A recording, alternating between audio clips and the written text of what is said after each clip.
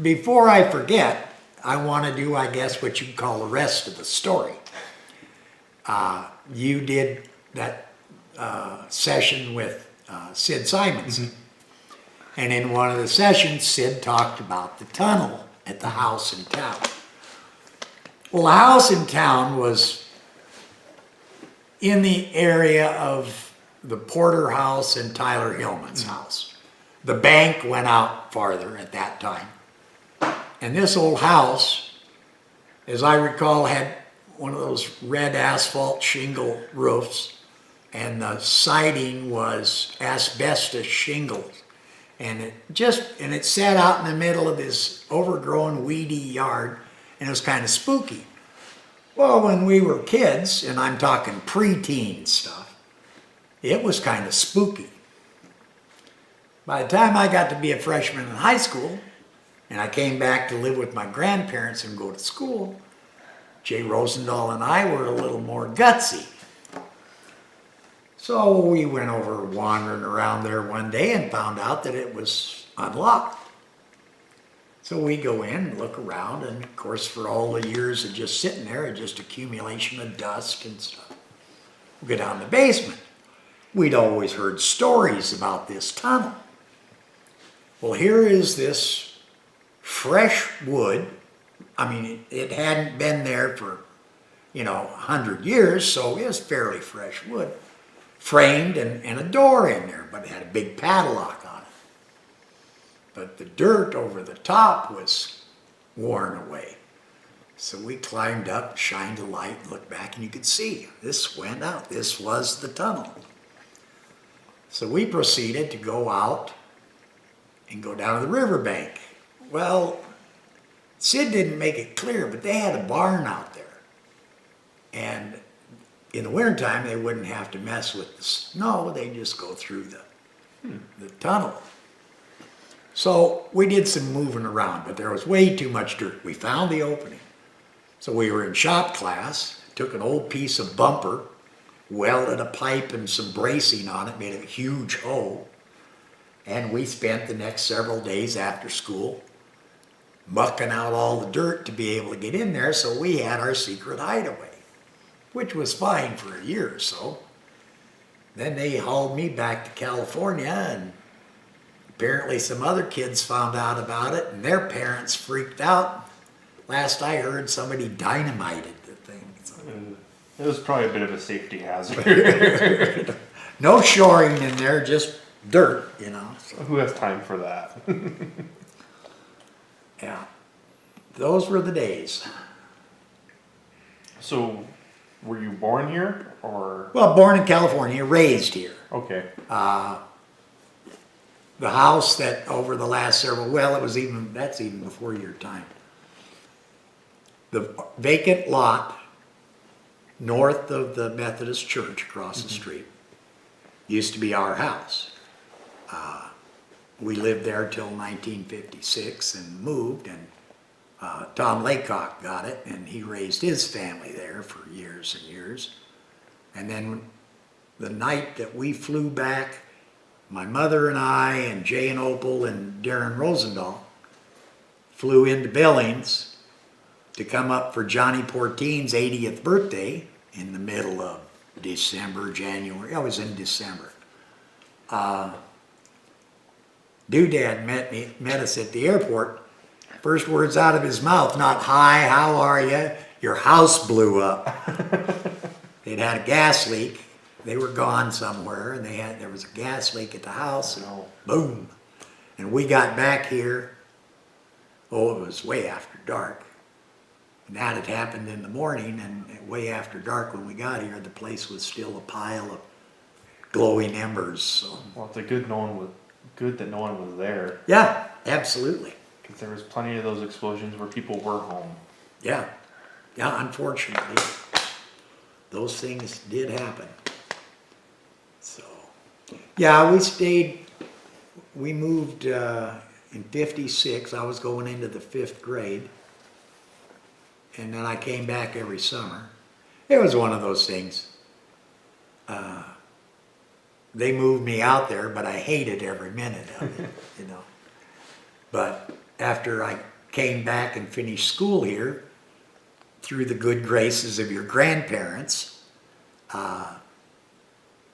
it just, I didn't realize that I was capable of doing more than I realized, I thought, well, I don't know how to do this and I don't know how to do that. Well, it took me a lot of years to realize that you can do just about anything you want to do if you put your mind to it, so. Willpower goes a long way. Yeah. It's like I would do stuff and people say, oh, I didn't know you could do that. I says, well, I couldn't until I tried, so. And you were talking about my grandparents, and there used to be a lot more buildings on that place. They've been steadily disappearing since I've been there. Well, that place goes way back. That used to be mixed dairy. And when I was a little shaver, I'd say 6, 5, they still delivered milk in town. And they would have the milk in bottles in these wire racks in the back of this truck. It was like an old panel truck. And then we'd ride around on the tailgate. And of course, we'd always have to steal a handful of ice and eat it. Of course, nobody ever bothered to tell us that ice came out of the river or the creek or someplace, But yeah, I remember that. In fact, one time when I was living out there with your grandparents, I went wandering around and there was an old fender kind of buried in the dirt that I would have been willing to bet was something off either the original old milk truck or, a part for it anyway. But yeah, there's a lot of buried equipment out there. that's the way it went sometimes.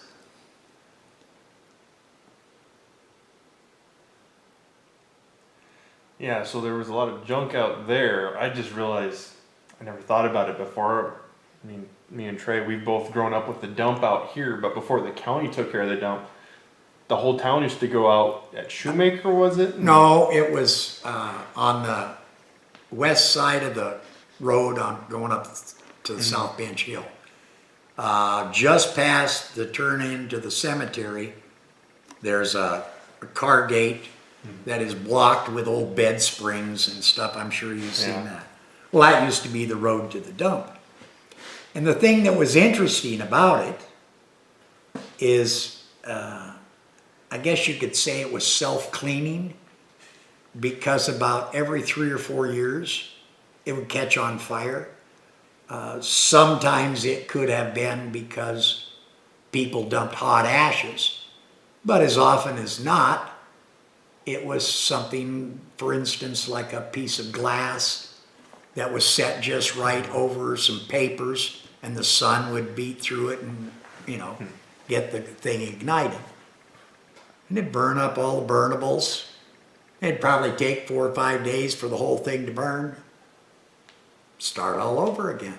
So, but they got all crazy. Oh, you couldn't do this.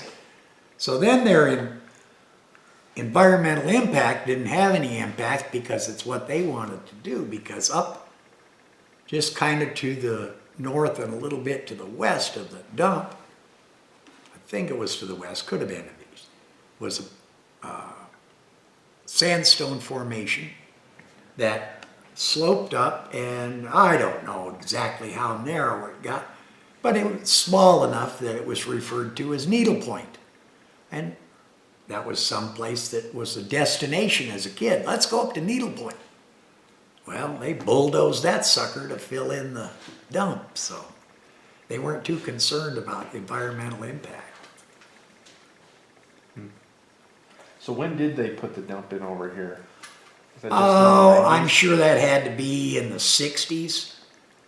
Because all this, there was a lot of progress in the, like the 68 era. I graduated in 64 and pretty much was gone for 30 years. A couple trips back, but always keep track of things, But new post office went in, and about 68, the new Legion Hall in about 68. The school was around there. So all of this, modernization and new stuff. And interestingly enough, Westerman Rosendahl decided, geez, everybody's putting in all this new stuff, we better modernize. So some of their classic old wonderful things that made them such a fine store, they got rid of. And put in, some of this pegboard paneling and painted it new, soft, modern colors and everything.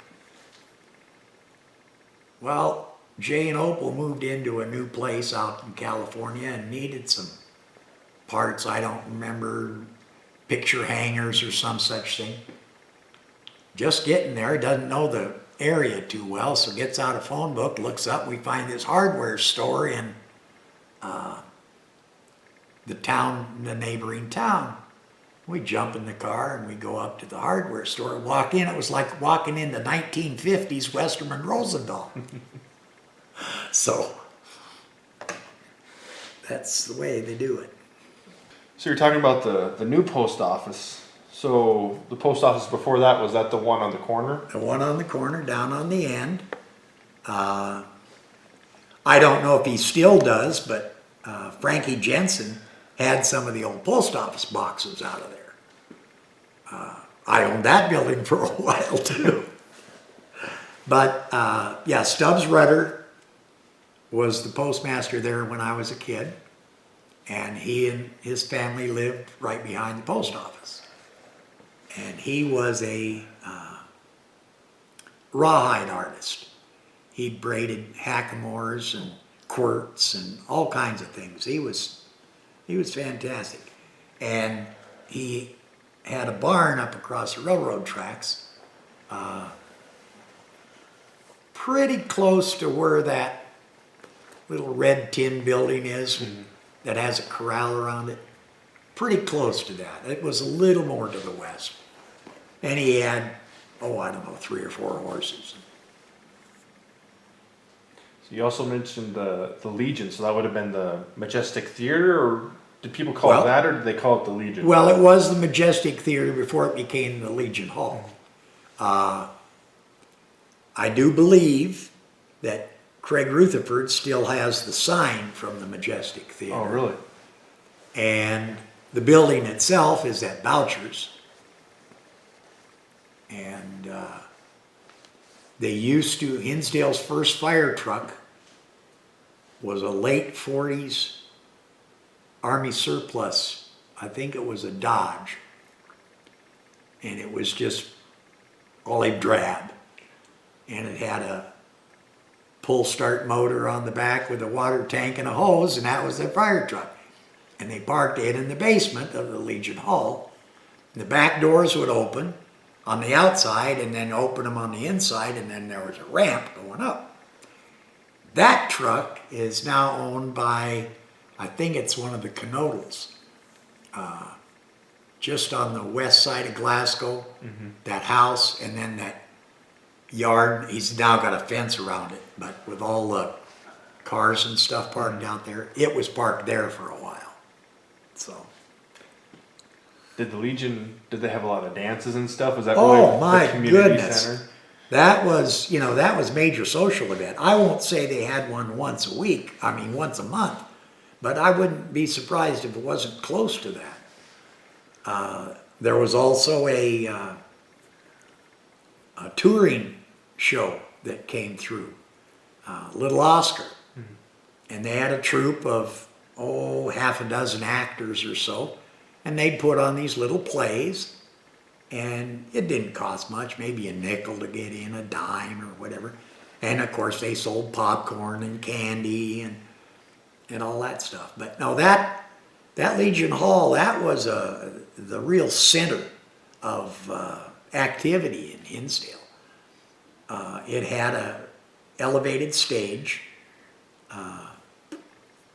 It had a stage width roll-up curtain that was painted with a the main scene in the middle was scenic. It was, I'll say it was like this picture over here, a cowboy on a horse chasing cows or something. But then there was little panels along the side that were painted in, that were paid for by businesses to advertise their businesses. And I suppose they'd buy them for a year and then either renew or somebody else would get painted in. And they had a row of footlights along the front. One of the other things that used to go on there was square dancing. And they had, I can't remember, I think Sanders or Saunders, lady's name, used to bring her record player and play and call the square dances. Well, here I was, kid, I'm just sitting up there, nothing to do, and I'm getting bored. And I find this big old screwdriver about this long.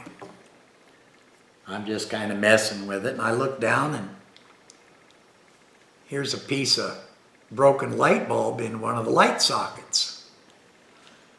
Well, I wasn't real educated as to electricity and that sort of thing, so I reached down and I'm flicking it. Well, as long as I wasn't making contact with 2 points, I was fine, but suddenly I did, and sprayed sparks all over the first 2 rows of dancers. Needless to say, they didn't let me sit there anymore. Was the bandstand still around? No, the bandstand was gone before my memory kicks in. That Legion Monument has always been there, and that was always a challenge for us little kids to see if we could climb up to the top. So that was always exciting. But yeah, like now they have the FFA park up here, well, up on the corner of the highway. You know, when I was growing up, that was McIlvaine's. Bob McIlvaine had a 66 station there. And then across the street in what is the parking lot, the south parking lot for the Legion Hall, that was his bulk plant. Oh. And then on the next corner was the Farmers Union, and behind the building and a little bit to the northeast was their bulk plant. And next to that was Eldon Nelson's Texaco station. And down where the Raiders Quick Stop is now was Lucian Reynolds' Standard Station. We had a lot more gas stations. So we had 4 gas stations, and 2 of them had bulk plants that delivered to the farmers and stuff. Now we're down to 1. Yeah, lucky to have it. And we're actually getting a new store. That's New pretty story, exciting. and that's something. So do you remember the other little communities that have kind of faded, like Vandalia and Beaverton, Genevieve, Teeny? Well, Genevieve wasn't anything more when I was a kid than it is now. It's just the hall, but they had dances there, probably 2 or 3 a summer. There's some absolutely legendary stories that go along with that. Von Grady was a very large individual. I'm not sure he's as tall as you are, but he probably outweighed you a bit. And he was up there, and somebody, and I won't use names because I'm not absolutely positive that that's the true story, but 2 smaller brothers decided they were going to whoop up on Vaughn, and it wasn't going too well. And one of them that had been discarded to the side jumps on Vaughn's back and bites the top of his ear off. So that's another piece of Genevieve history.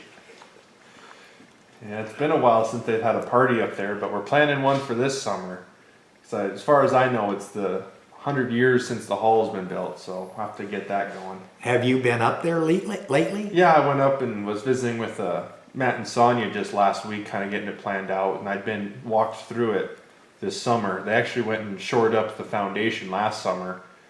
It's been sided, and they're planning on putting tin up this summer, so it should be in pretty decent condition. Well, what I was going to wonder about is they used to have what was left, it was just a basement of an old building. But you couldn't tell because it was filled with crushed beer cans. So it was like a swimming pool full of beer cans. Was that just north of, right by the road there? I believe it was to the south, but I won't swear. Well, north of the hall, but before the road, kind of? Or was it south of the hall? South of the hall. Because the store and post office were between the hall and the road, and then there was a blacksmith to north of that, but I don't know what would have been south of the hall. Could have been that my memory's bad. Well, it very well probably was a building of some sort, but who knows what it was. And then Vandalia was always a wonderful little town. They had a great school there for years and years. It was always interesting going to high school here to see what new kids were going to show up on the first day of school for high school, because you might have 2 or 3 from Vandalia, you might have 2 or 3 from Snake Creek. You just never knew, you know. So. How were the relations with the other communities such as Saco and Dodson? Oh, there was that, you know, the kids from here who now get along with Saco and Whitewater, you know, extremely well. And of course now they play basketball with them, so. But no, it was a bitter rivalry when I was growing up. Absolutely bitter. And I said for years, even after I moved back in '95, that the kids could get along with the co-op or even the merger of the 2 schools. It's the parents that have the problem with it. Because no, I can recall as a kid, the thing that was almost humorous was Saco boys would date Hinsdale girls. Nobody was bothered with that. Hinsdale boys would date Saco girls. Nobody was bothered with that. But Hinsdale boys and Saco boys being friends, forget it. So, and Whitewater was the same way. When I was in school, Whitewater had an absolutely awful basketball team. I mean, it was pitiful. Dodson was the powerhouse of the conference. And my senior year, I think we took second in the conference or something like that, and played Dodson for the tournament championship, and beat them like 44-33 or something, which is a relatively low-scoring game, and that really had the Dodson folks upset because we wouldn't run and gun like they wanted to do. The boys played a really good defensive game. So, in fact, there's a banner hanging in the gym now for the 64 class or 64 team that won the divisional or district tournament. So, yeah, I've heard a couple stories. It sounds like the basketball games could be a little rougher back in the day. well, they could be. I had been gone for so many years that I never developed any basketball skills. And so I played my freshman year, I think played a little, and then after that, when I came back again, it just, don't bother because you can't, you don't have any skills. So, but Lauren Albus, I always referred to him as having elbows like broomsticks. And when he got that ball and those elbows went out, people knew better than to stay close to him. So, but it was it's a different approach in those days. They didn't take it as serious, didn't know all the technical stuff as far as conditioning and injuries, and it's a completely different world as far as along those lines nowadays. Safety's a much bigger issue. Yeah. Some of the rules have changed a little bit too. With like you don't jump the ball every quarter. Yeah. When we play belly bump, sometimes some of those rules kick my butt. And then we still had football when I was in school. Played my freshman year when I went to school here, and then when I came back, we played my senior year, and that was the last year that Hinsdale had football. But that was some brutal stuff, you know. So. Where did they play it over on the track field? Or? Yeah, well, the track field didn't exist as it is now. There was no running track. It was basically just a big old dirt field, and they'd go out and they had a chalk machine, and they'd mark off the field, and by the time the game was over, you couldn't tell where any of the chalk marks were, because it was not, you know, there might have been a little prairie grass here and there, but it was basically just an old dirt field. I remember my freshman year, we went to Malta to play Malta on like a Friday night, and it was first thing, everybody's walking around looking up at the lights, and then the next thing, everybody's walking around looking down at the grass. That's the only recollection I have to the game. I'm sure we got severely pounded, but just the lights in the grass, something we hadn't experienced before.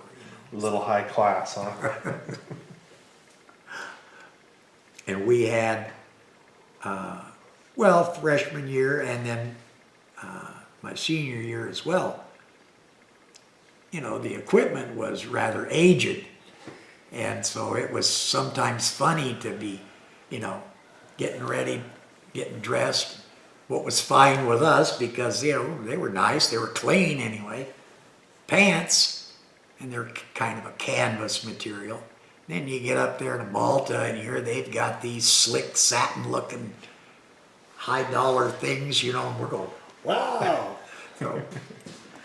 So was there still a doctor in town when you were here, or did you have to go to Glasgow? Well, when I was a little kid, Dr. Cockrell was in building behind the bank.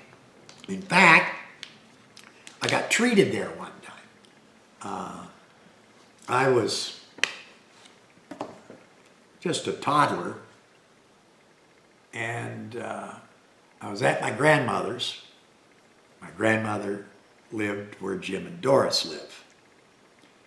So in the corner of the living room was this big iron grate furnace. Somewhere or another, somebody gave it to me, or I found it, or whatever, was this locomotive, toy locomotive. And the grate on the furnace was just a bunch of squares. So you had these bars running this way, bars running this way. But I discovered that it really sounded clickety-clackety if you ran it over those things.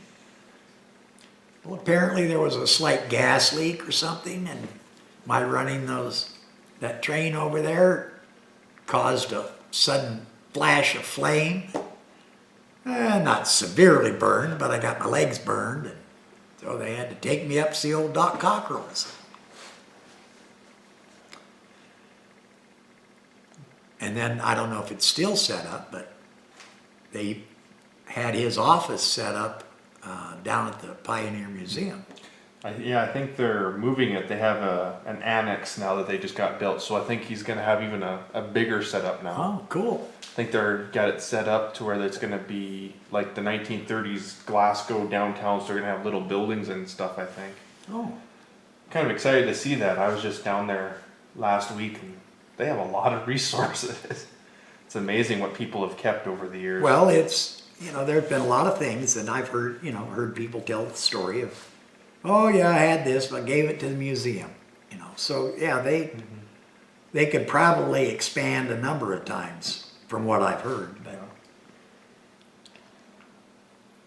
Yeah, one of the things that I didn't realize they had, because I knew that they had Sid Simonson's dad's journals for a while, And there was a little bit of confusion. I went to talk to them. They had it for a while, and then they gave them back. Bear had tried to convince him to let him keep them, but he's forgotten about it. But Gene says that they're downstairs in their house. Oh, But they got a couple of those pages photocopied in a display of some medals that his dad had dug up that were like 1820, like big silver coin medal things. oh, I remember hearing stories about that. Yeah, they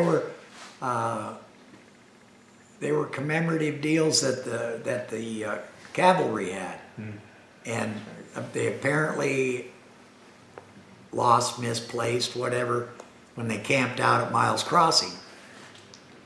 So Yeah, because I think they said that he dug them up somehow. I don't know how he would find those, but that's pretty impressive that he did. when you knew the history, and knew that there were campsites on both sides of the crossing, it wouldn't take a rocket scientist to figure, well, let's just kind of look around. If you saw an area that looked like it might be a little disturbed, let's dig it up, see what we can find. That's true. Just kind of crazy that there was that history up here. Over in front of the area, closer to the street, where the bus barn is now, used to be the Chester Hotel, where the rest of the town took their garbage out to the dump out south of town. Chester Hotel just dumped theirs over the coulee. So that wasn't always an interesting experience to go digging through that and see what you could find. Because back when I was a kid, long neck beer bottles, pop bottles, all had a redemption value. These people today think they've got a new deal going on with that. Well, that's just old hat. But you could go out and collect pop bottles and come in and get 50 cents, 60 cents. That bought a lot of candy in those days. So that was a big deal. Yeah, I miss the glass bottles. I'm glad they're kind of coming back with them. It's kind of nice to have something a little bit sturdier. Well, the one thing that I still kind of get amazed, I like my Coke in the bottle, but not the big bottle. I like that 7-ounce bottle. But they still don't have them returnable and refillable. And that was the key to the old Coke bottles. It was also interesting that when you finished your Coke, where was this one done? Glasgow, Montana, New Zealand. I had one from Japan one time. Oh, wow. So. Yeah, I know my Aunt Lana collects some, but she keeps them full. And so I had to bring her back some from Europe. So. Oh, great. Yeah. I was going to just bring her one, but I was like, well, I'm going to Germany too. I'll bring her one of these because it was a totally different design. I was like, oh, well, there's Coke and there's not a Diet Coke, but they had like a couple different kinds. So she ended up with like 4 Coke bottles that I mailed back. I'm almost a little surprised that they made it through the mail, considering it's a big piece of glass with liquid inside, but they took it. Yeah, it's funny how that mail business works. I mailed some stuff that was very well packed that just absolutely got destroyed, and then I shipped some stuff that I didn't care whether it got broken or not, and just threw it in the box and hardly put anything in with it, and it went through fine. So. Well, do you want to talk about the really fun part, the bars? Well, yeah, we can do that. Back when I was a kid, we had 3 bars in town. There was the Northern, the Rainbow, and the Palace Inn. Oh, the Palace was still open. Oh, yeah. Yeah. Johnny Portine, still had it. And and then Albert Seeley. But yeah, I remember the Palace Inn for years. Jack Rosenwald and Stella had the Rainbow, and Joe Stuber, he had the Northern. Joe got the Northern from Morris Denham in like 1951 or 52, somewhere around in there, and had it for years. And so I think it went up into about 72 or so before he sold it. So, but I used to go running with, here I was, a little kid, I'd run around with the grown-up guys.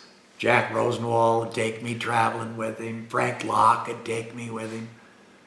John McCauley used to come get me and take me fishing. John had the greatest boat in the world. It was like a cabin cruiser, but it was a homemade job.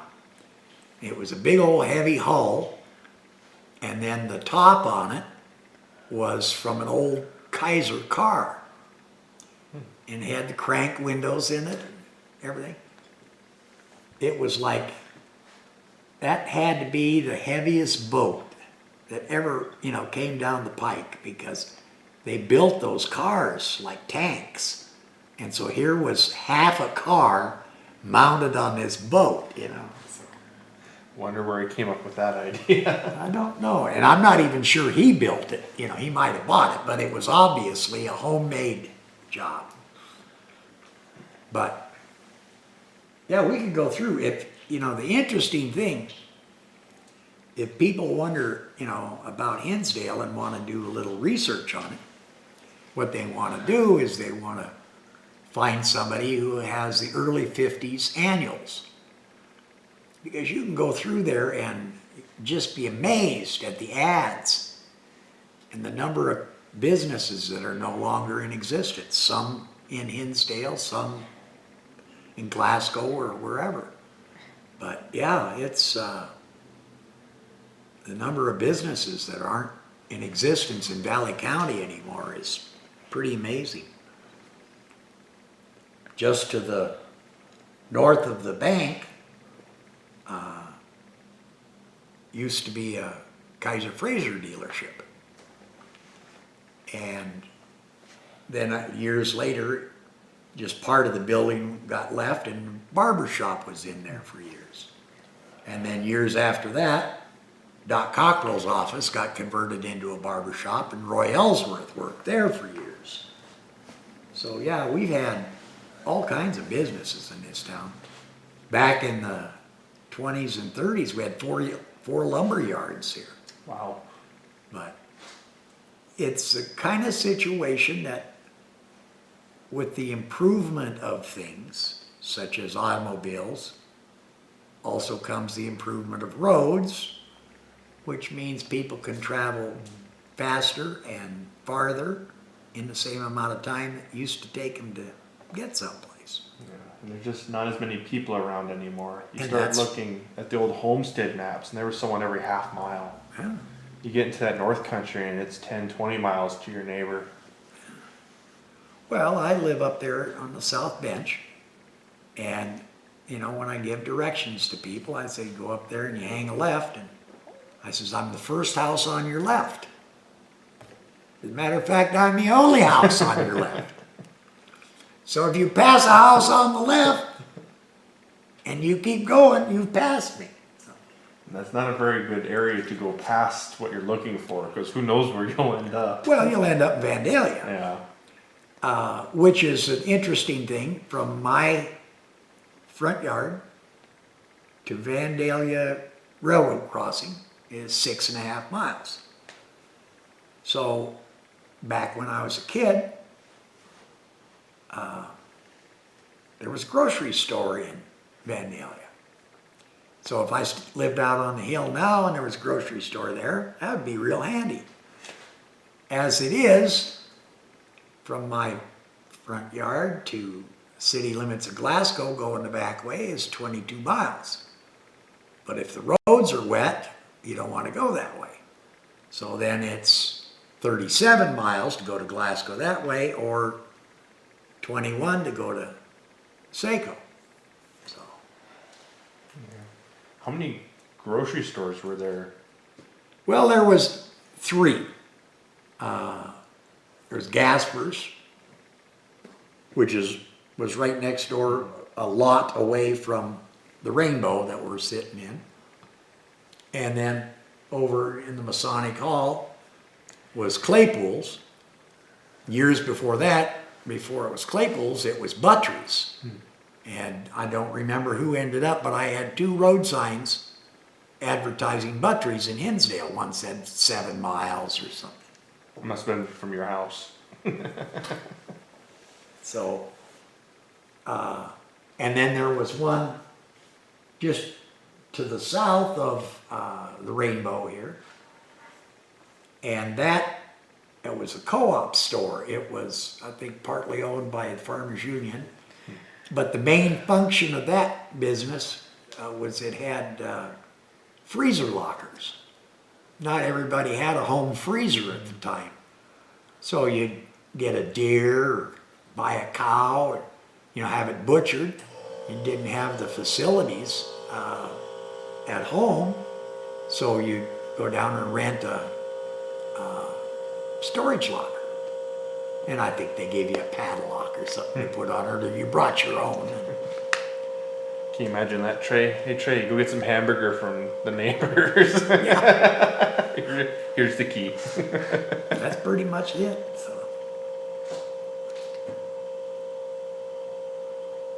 So when you went to school here, it was in the old Yeah. brick school? Yes. And that was built in 1922 and closed up in 67, because they opened the new one in 68. So it was open for 45 years. And this one has been open for 50? Yeah. So this new school is It's the winner. It's the longest running. older,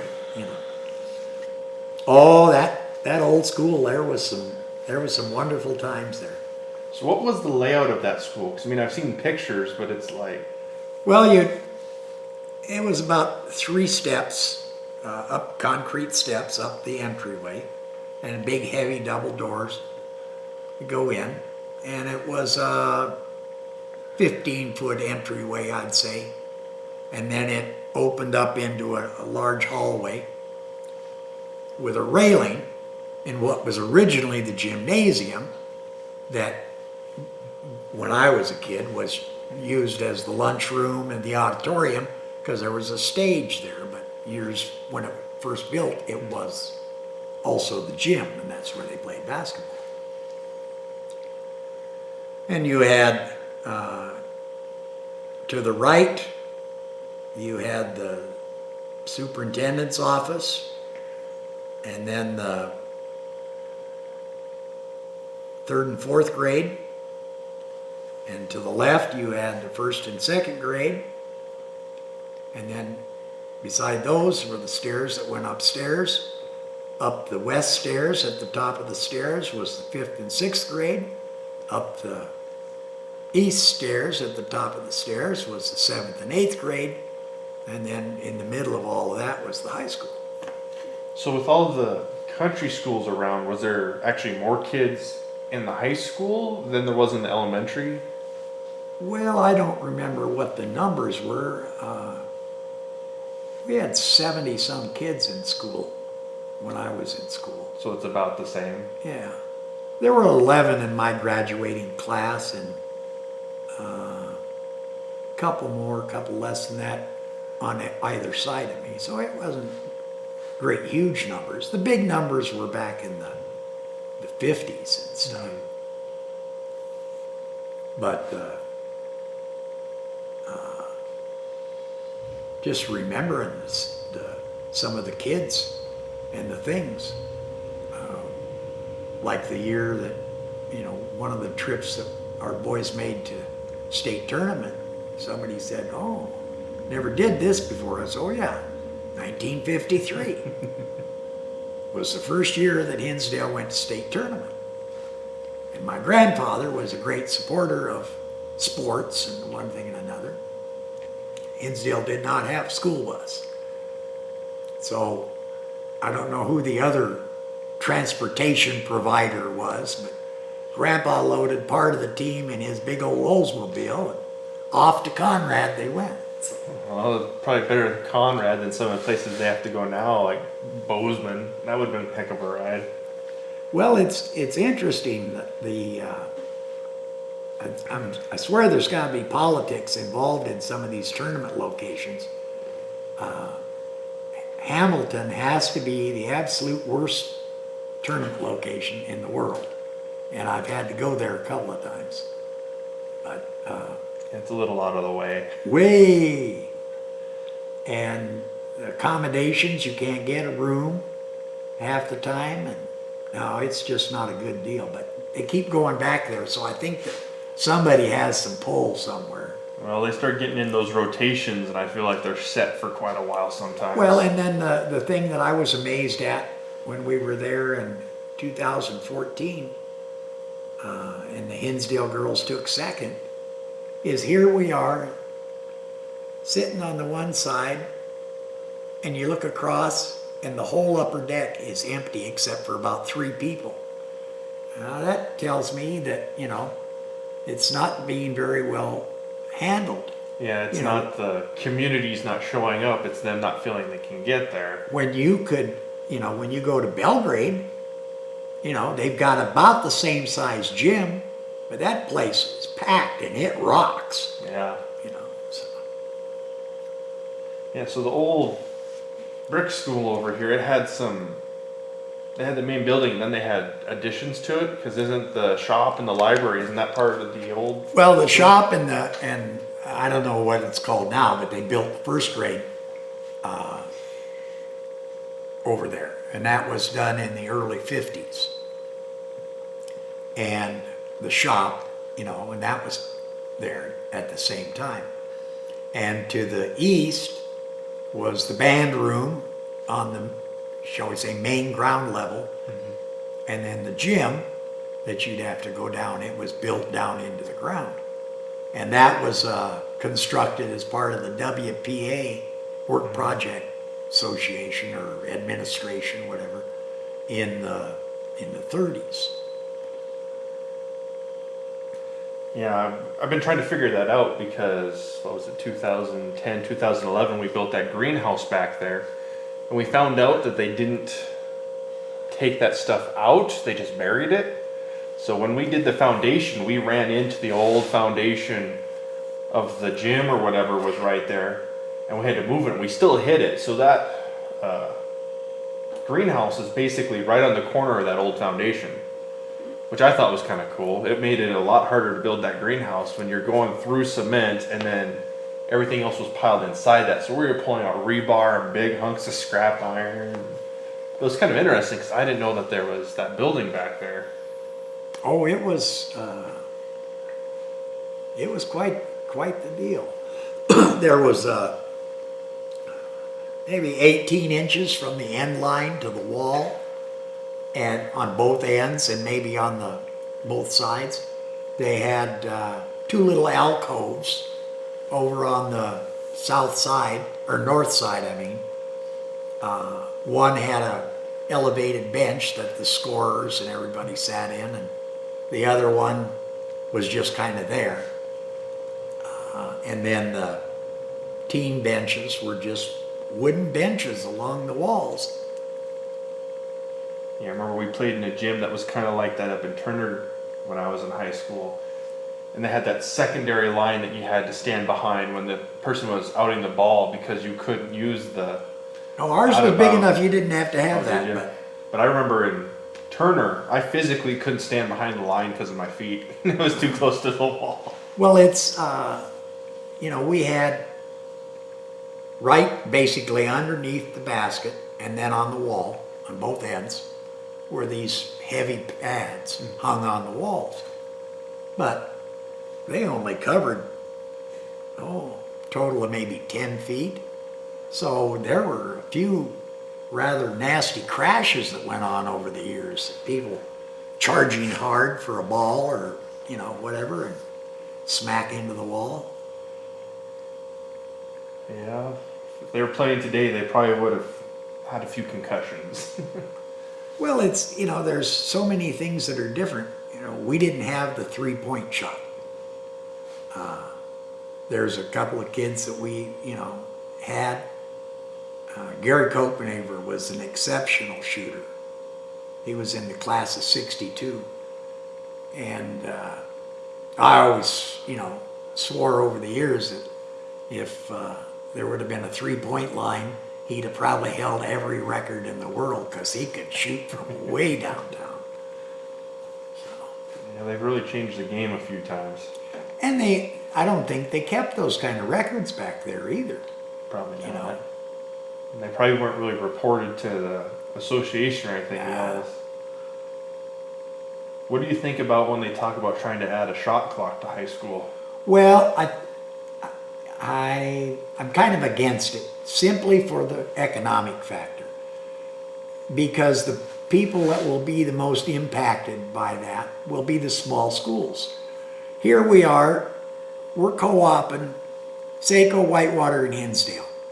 So that means, to keep things fair, we rotate the games from one place to another. So that means we have to have 3 shot clock systems.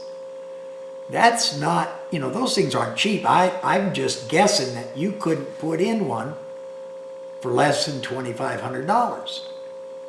Well, that's $7,500 for, Yeah, that's a lot of money. I don't think it's fair for the small schools. Those big schools that, are able to send one luxury cruiser bus, for their boys, while that school sends their luxury cruiser bus with their girls down, and then they alternate the next night, and I'm going, what? Wouldn't it be more economical for everybody to travel in one bus? But yeah. So, in your opinion, who were the big community members who kind of defined Hinsdale? well, when I was a kid, things were a lot different. Maybe it's my perception, but I think they were more business-like. You had Bob Claypool and his dad Homer running the grocery store here. I don't know if I ever remember Homer without a tie. Had his white apron on. He might be back cutting meat or whatever, but he had a tie on. My grandfather was the banker. He always wore a suit and tie. Fred Westrom, he ran the hardware store. He always had a tie on. Joe Stuber, sometimes yes, sometimes no, but bar business is a lot more casual. The gas stations, they all had uniforms.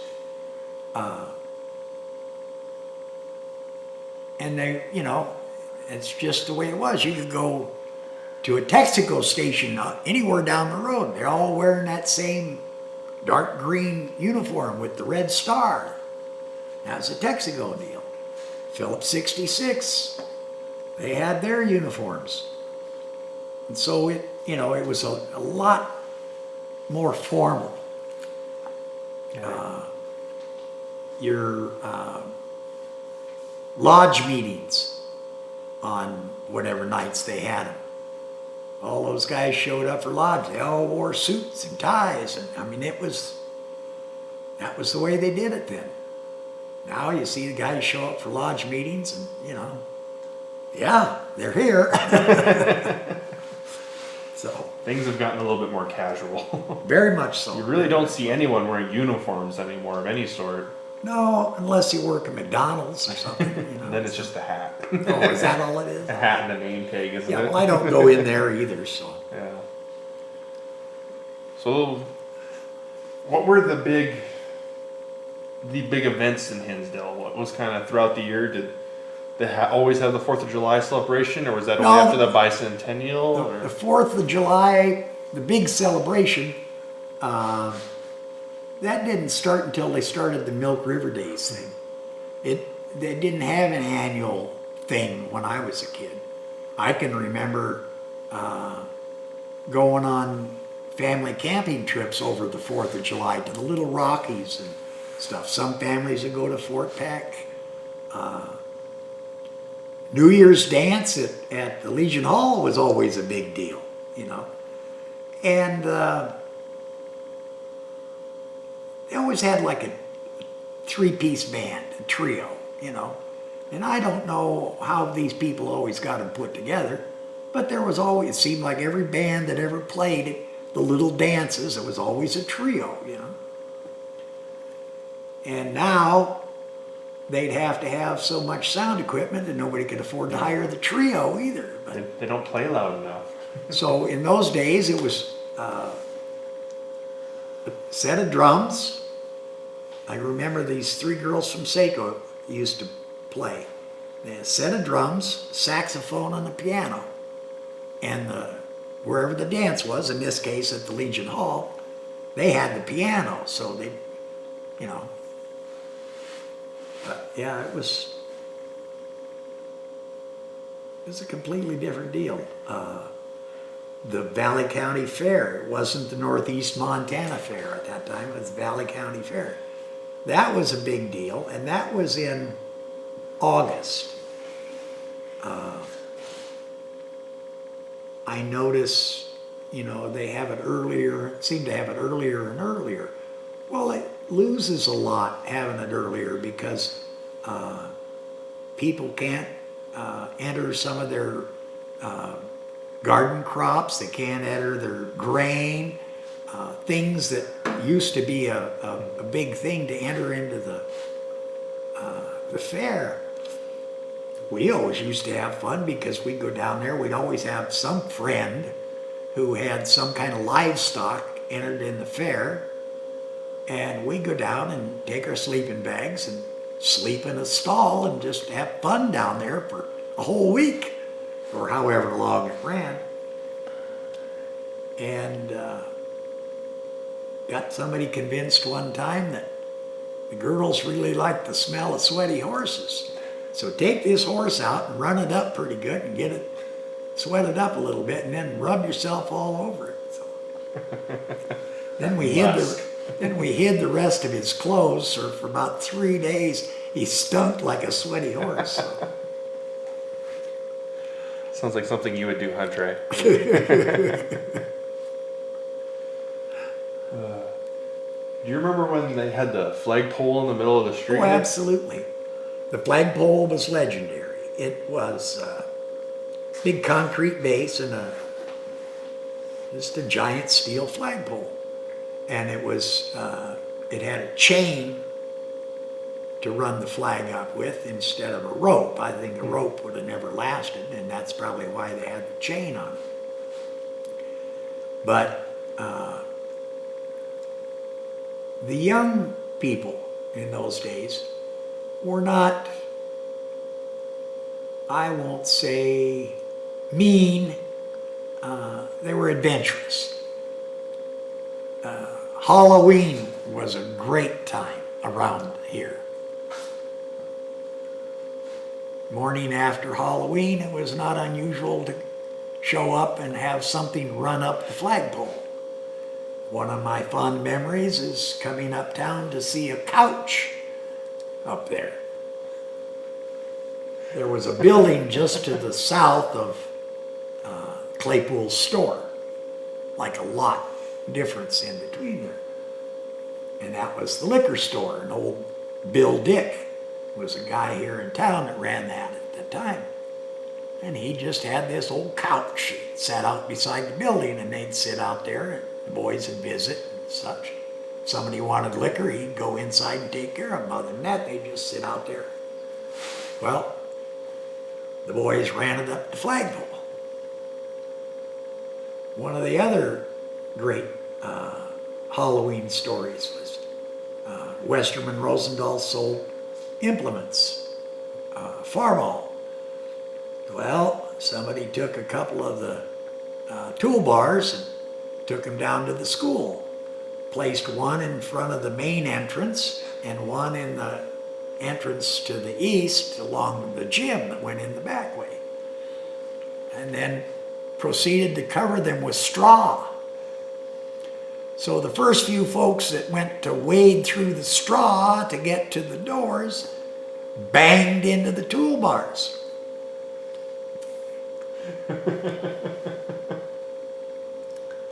They were much more creative back then. Oh, one of the best ones was, I think it was my freshman year in high school. The word had gotten out that we needed to be at school early because there in the main hallway, there's a rope that came down from the roof. Came through the study hall upstairs and then down into the main hallway and then clipped onto a hook there. You pull on that, you ring the school bell. And it's the same bell that's sitting out in front of the school now. So we got the word we needed to be there if we wanted to be entertained. So Roy Schultz was working at that time. And he always checked his time and had to ring the bell on time. So he goes to ring the bell and he pulls. Well, it usually took a couple pulls before it'd get to rocking enough to start ringing. Pretty soon he's pulling it about 4 times. Nothing's happening. Pretty soon he just slowly looks up at the ceiling and he keeps ringing, but nothing's happening. Somebody had gotten up on the roof in the middle of the night on Halloween and took the clapper.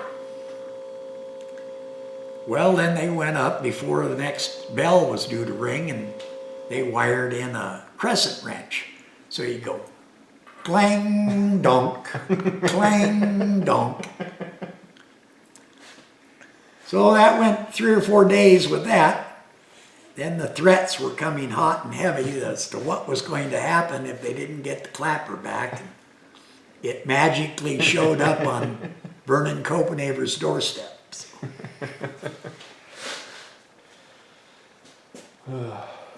Do you remember the old depot? Was that just right out here?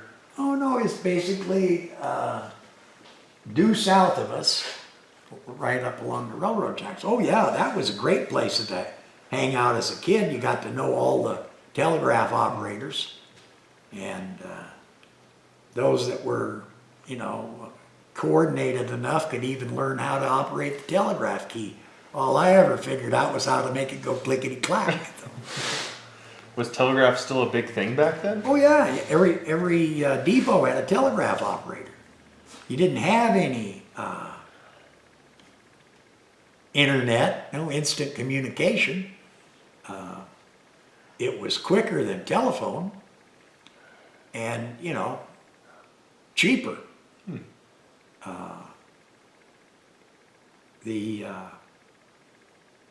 What was the other thing I was thinking of as we were... Oh, mail. They used to, train would come through. They had a rack up there. They'd hook up a mail bag on. It was a big canvas bag with leather bound top and bottom that had hooks on. And they'd hook that onto these spring-loaded hooks. And then it had a belt around the middle of it, leather belt. And they'd cinch that up. So here is this, if you even want to call it womanly shaped bag hanging up there.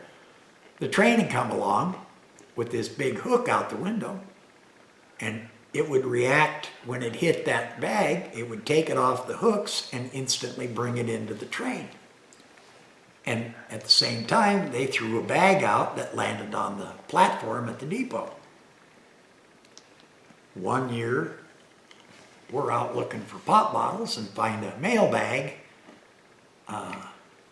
in between the highway and the railroad tracks that apparently the snatcher hadn't snatched quite right.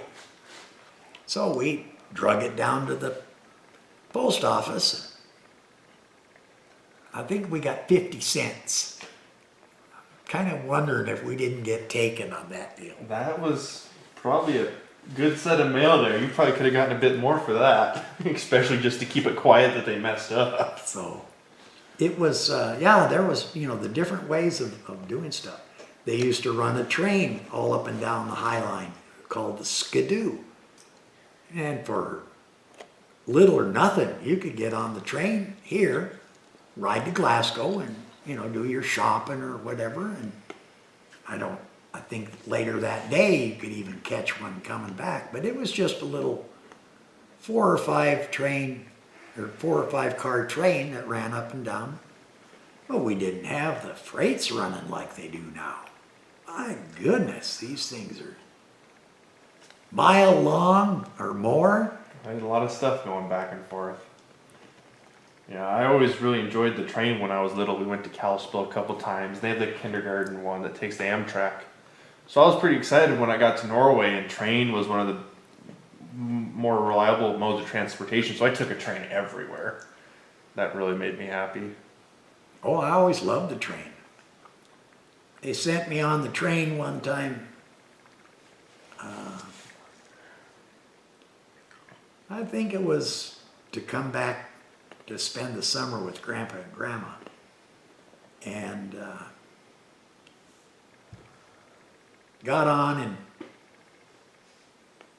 California, got up to Portland, and had to change trains.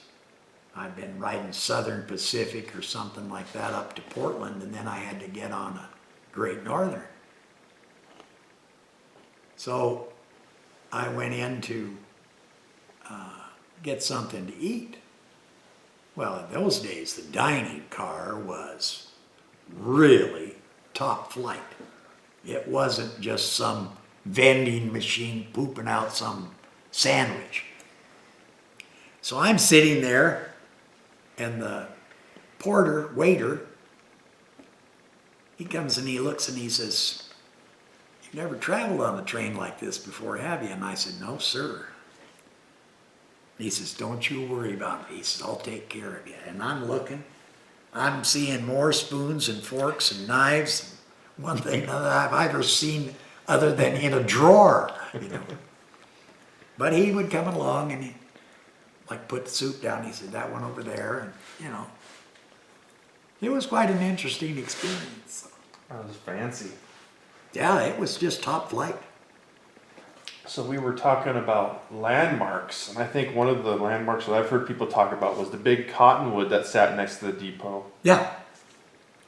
Yeah, it was a huge tree. It was, I suppose, somebody had kind of kept it trimmed over the years, but it was basically like a big umbrella. In the summertime, you could park underneath it, and it was nice.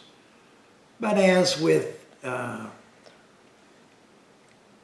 lot of cottonwoods, I think that one, instead of getting old and dying, I think the railroad took it down, from what somebody told me. I thought it had burned when the depot burned, but maybe it was the depot. I can't remember. Wow, it had to be 80 feet or more from the depot. Oh, really? Okay. I don't know as that would have burned it or not. It could Well, have. maybe when the depot was gone, they cleaned it out. They just wanted it gone too. I don't know. I'll have to ask someone about that. I think the biggest cottonwood I've ever seen is that one in our place. I don't know if you know the one I'm talking about, but you go down on the irrigation ditch, then over by that big irrigation dike, you know what they got? There's one that I don't think me, my dad, and Luke together could reach around it. Huh. No, I don't recall that one. There used to be one down here on the east end of town, down below the old Chester place, that they ended up, two things happened. One, the bank started wearing away, so you had to change the road partly for that, but also the way the tree grew. And then probably because it started getting overwatered because the bank was wearing away, it ended up dying, and you don't even have any idea that there was a big tree there. So Yeah, I know there's one tree down right there. I think it's probably just died a little while ago, but that was always a cool tree because it kind of splits. You could look through it right there at that kind I of think corner. that was probably the same tree, but it just, over the years it had lost. Oh. I think people started cutting stuff off of it, trying to save the bank and one thing and another. And those cottonwood trees too, in those bad years, they slough off branches. So, but I mean, the base of that was huge. There just wasn't much for the Yeah. top of it. And so that used to actually be a county road, didn't it? Down to the Red Bridge, was it? Yeah, in fact, the last time I was down there was in the early 90s, or mid 90s, and the road was almost completely overgrown. There used to be a lot of, because that was the, mode of transportation. There was the Red Bridge here, there was Rock Creek Bridge out that went across Rock Creek just, if you took the road just a little bit north of Craig Rutherford's and went across, and all that's left, I don't even know if they're still there today, but in the 60s they were. There were just the pilings still for that bridge. But when it just got to be that, better ways to get around, they could eliminate this bridge and that bridge and the other bridge. Yeah, I know I definitely take getting across creeks and bridges and rivers for granted. I can't imagine back in the day before they got the bridges that just being over at Rudders or someone just across the river to get to town was a big deal because you had to get across the river. I mean, you couldn't even sneak across one of the railroad bridges because there wasn't any over there. No, it's, that's what, the things like Miles Crossing, they became famous. You knew where these things were. Yeah, I know Sid Simonson, he's got some family pictures that we got to see when I was up there of them going to picnics on Miles Crossing. Those are some really cool pictures he has, them planting trees when he was just 2-3 years old. That family has a lot of well-preserved history. Yeah, well, that's the kind of thing that happens when you're in the same place for as long as they are, Yeah. Yeah, when you start picking up and moving, well, then this gets left behind or that gets thrown away or gets lost. Yeah, moving has kind of become the norm for most of society, it seems. I know when I was in Norway, and it's kind of a cool way to live, but it's definitely different. People go from one country to the next, and it's really neat that we can do that we're technology and safe enough globally that you can have that global community, but it definitely changes the way people work. Yeah, but some of the things that I found the most fascinating in following your photo journal of your time over there was some of the people you would go visit. Mm-hmm. And it would be like third, fourth, and fifth generation living in the same place. Oh, yeah. And I mean, to a certain extent, that has a tremendous appeal to me. Oh, yeah. Well, we used to have a generator here in town years ago, over on the west end of town. As a matter of fact, it's just Thomas Street is the last street that runs north and south in Hinsdale, right across from the Quick Stop. Mm-hmm. And just across the road, if you go out into that tall grass, it might still be there. The foundations for the generators and the engines. And that's where the power station was. And what I guess they started it based on when it got dark. Fired up a little bit before it got dark, and run that generator all night to give people lights, and next morning shut it off. That was way back. That was before my time.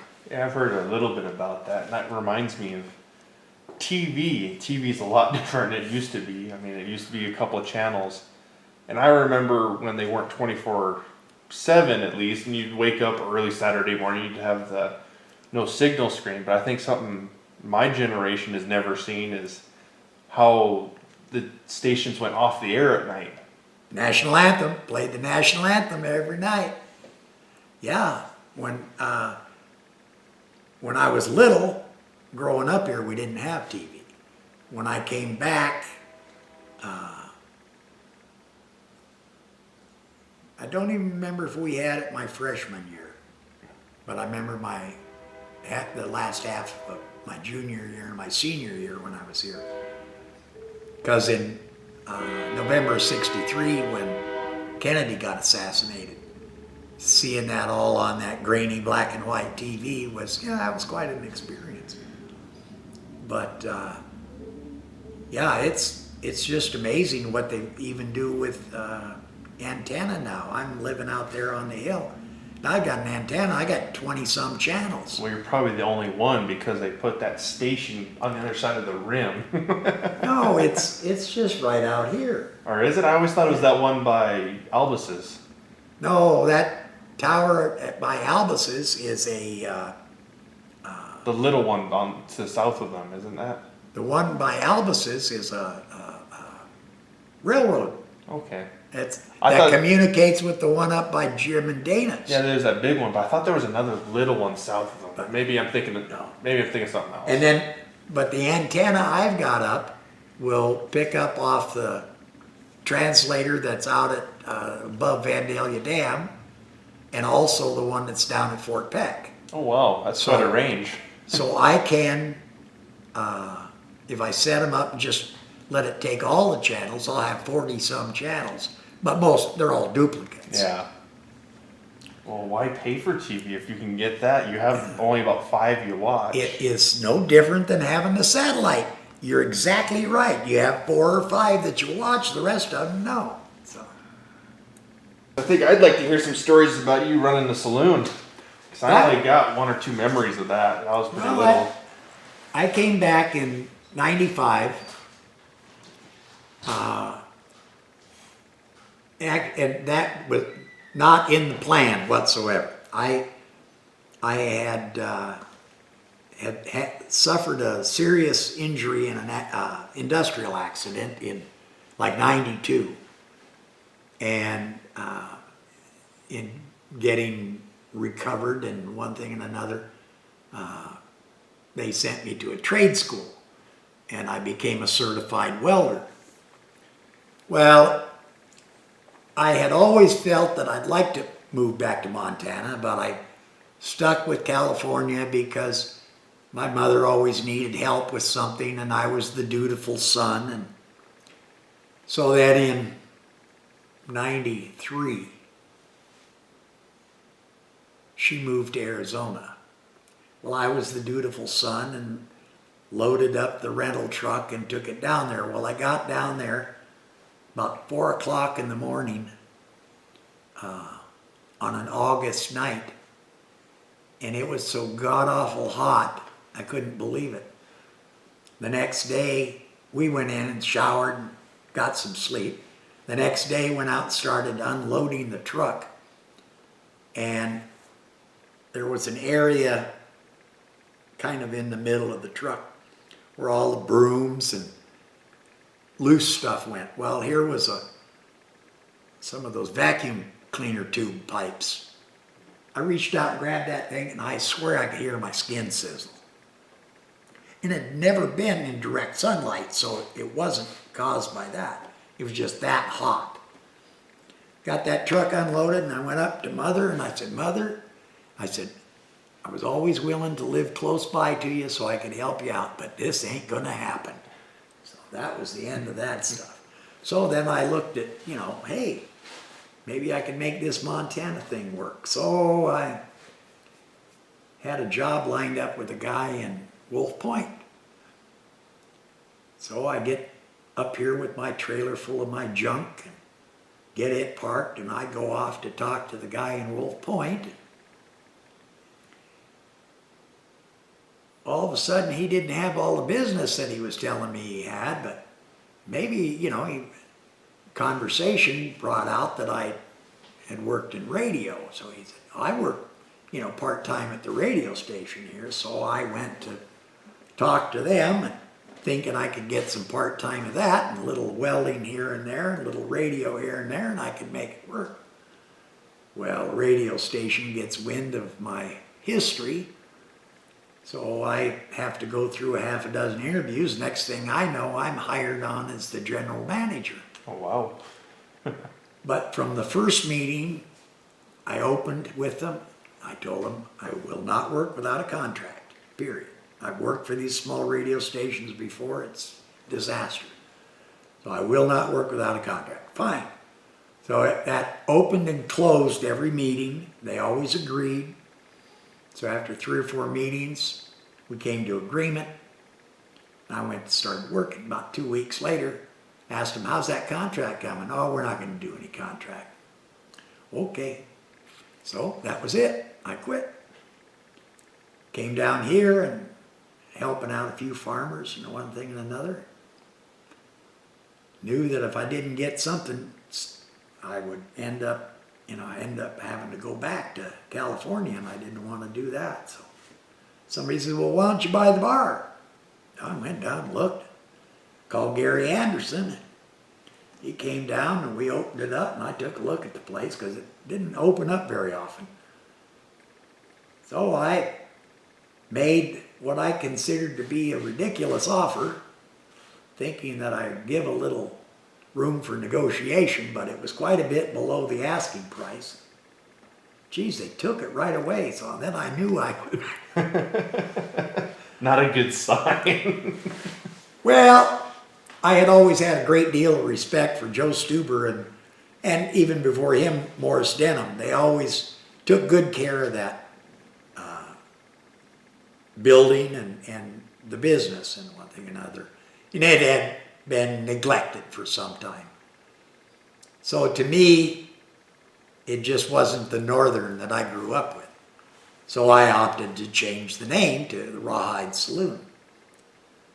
And the walls were rather stark. There wasn't any decor around, so I started robbing people's junk piles and getting people to bring stuff in and hang on the walls. And some people even ended up referring to it as somewhat of a museum with all the stuff I had hanging around.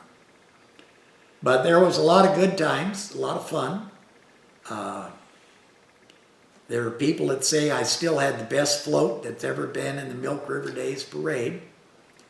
I got an old farm truck from Melvin Loberg that his dad had had for years. I got it to town. Well, I got it running okay, but I couldn't get the brakes fixed. But the emergency brake worked because it was all mechanical. So, for the 4th of July parade, I took my Rawhide Saloon sign and I put it up on the back of the front of the bed, and then I laid down my sign in the bed of the pickup. So, what would happen is I'd drive down the road, Elsie Johnson was my brakeman, he'd stop it, I'd raise the bed, so the bed would go up and then you could stand behind it and read. Rawhide Saloon, the best dump in town. I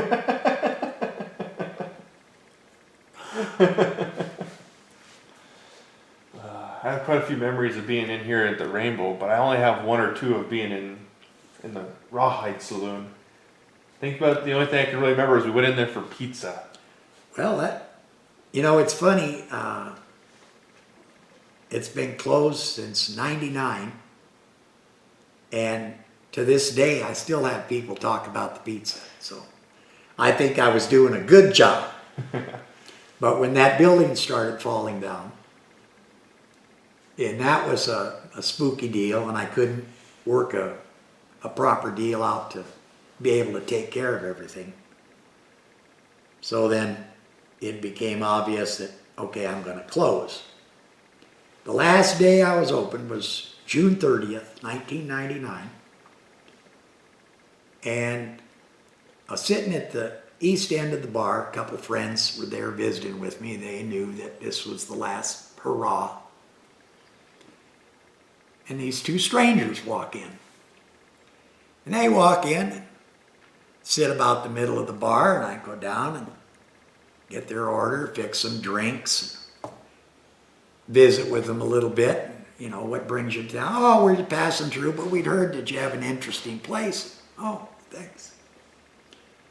So they're looking at all these items. They're looking around and they're drinking their drinks, and I'm watching them. And pretty soon I see that they're just about ready for, a refill.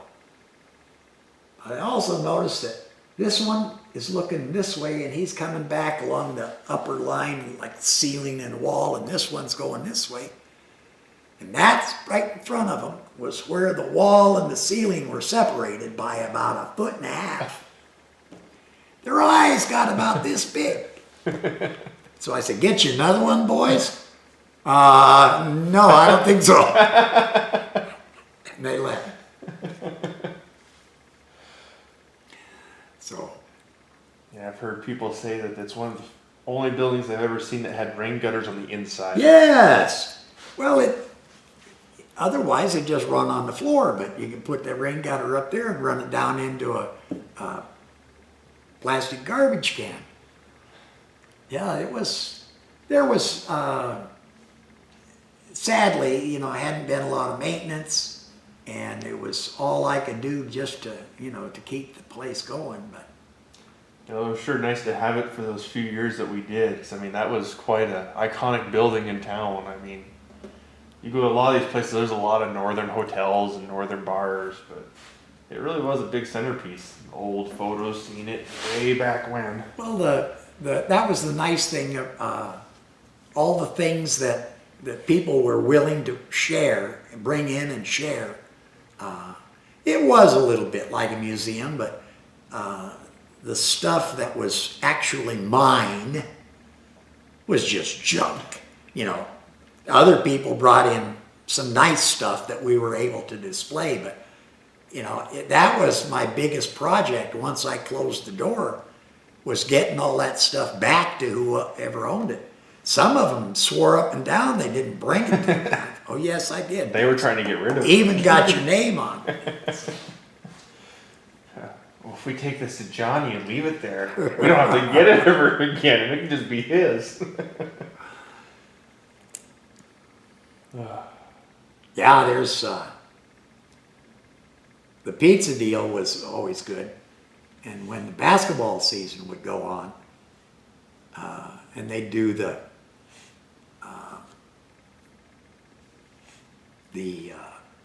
pep rallies for the district tournament, I'd take a couple of pizzas. Divisional tournament, I'd take maybe 3 or 4.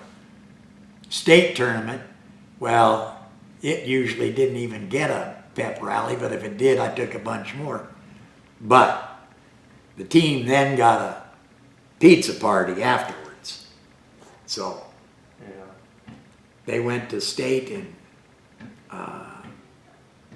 98 and 99. 98 in Bozeman and 99 in Great Falls. So that was, and of course had to go to those. Yeah. Then the girls went in 2008 and 2009 and Yeah, those are the first 13, ones I ever 14, went and then to. Seco, Whitewater, Hinsdale went in 15. I had hunted when I was growing up, rabbits and stuff, and go along when Dad was deer hunting, but because when we were here before we moved, I was too young.